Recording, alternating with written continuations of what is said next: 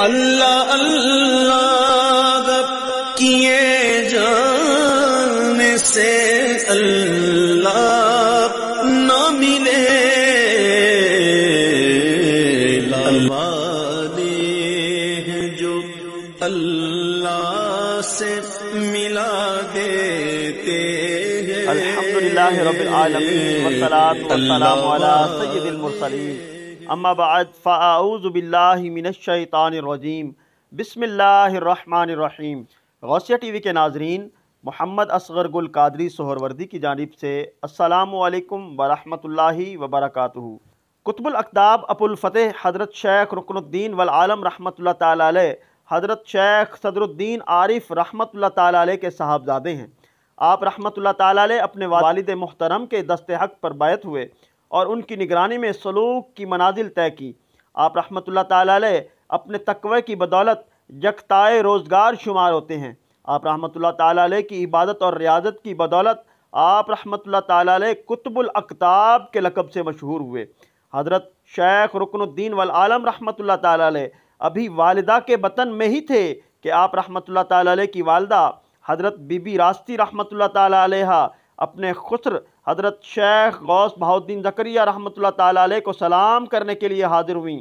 حضرت شیخ غوث بہاؤالدین زکریا رحمۃ اللہ تعالی علیہ نے ان کو دیکھا تو تعظیماً کھڑے ہو گئے۔ حضرت بی بی راستی رحمۃ اللہ تعالی علیہ نے تعجب کا اظہار کیا تو انہوں نے فرمایا کہ اس وقت تیرے بطن میں جو بچہ ہے وہ جوان ہو کر میرے خاندان کا چراغ ہوگا۔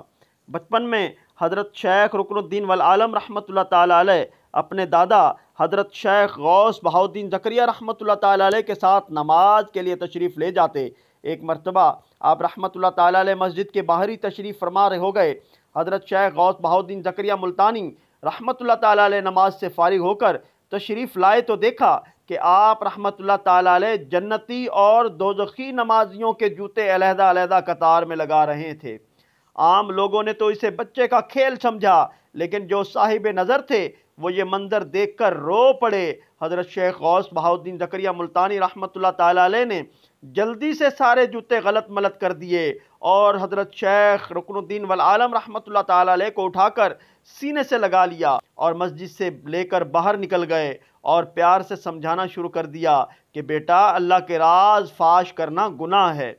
حضرت مخدوم جہانیہ جہاں گشت رحمۃ اللہ تعالی علیہ فرماتے ہیں، حضرت شیخ رکن الدین والعالم رحمۃ اللہ تعالی علیہ آتش عشق اور محبت حقیقی سے اس قدر حرارت رکھتے تھے کہ گویا ہر وقت تپ مرحکہ کی سی کیفیت رہتی تھی اور یہ گرمی کبھی مزاج اقدس سے علیحدہ نہ ہوتی۔ حضرت شیخ رکن الدین والعالم رحمۃ اللہ تعالی علیہ کا وصال کا وقت قریب آیا تو آپ رحمۃ اللہ تعالی علیہ نے اپنے ارادت مندوں کے ایک ہجوم سے خطاب کرتے ہوئے فرمایا، آپ فرماتے ہیں، دوستو، یہ دنیا ایک سرائے ہے۔ جو لوگ اس دنیا میں مسافروں کی طرح رہتے ہیں اور اس کی کسی چیز سے دل نہیں لگاتے تو جب دائی اجل سے بلاوا آتا ہے تو وہ خوشی سے اپنے اصلی ملک کا سفر کرتے ہیں اور انہیں اس دنیا کو چھوڑنے کا ذرہ برابر بھی ملال نہیں ہوتا۔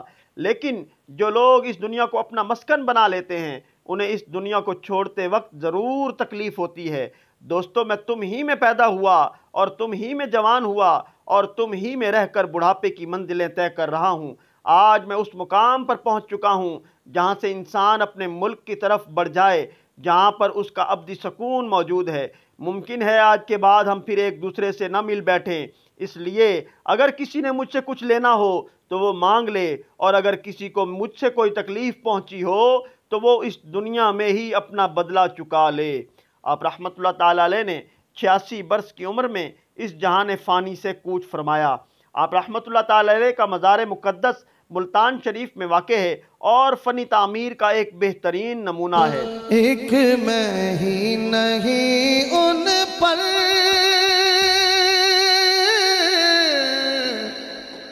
قربان زمانہ ہے۔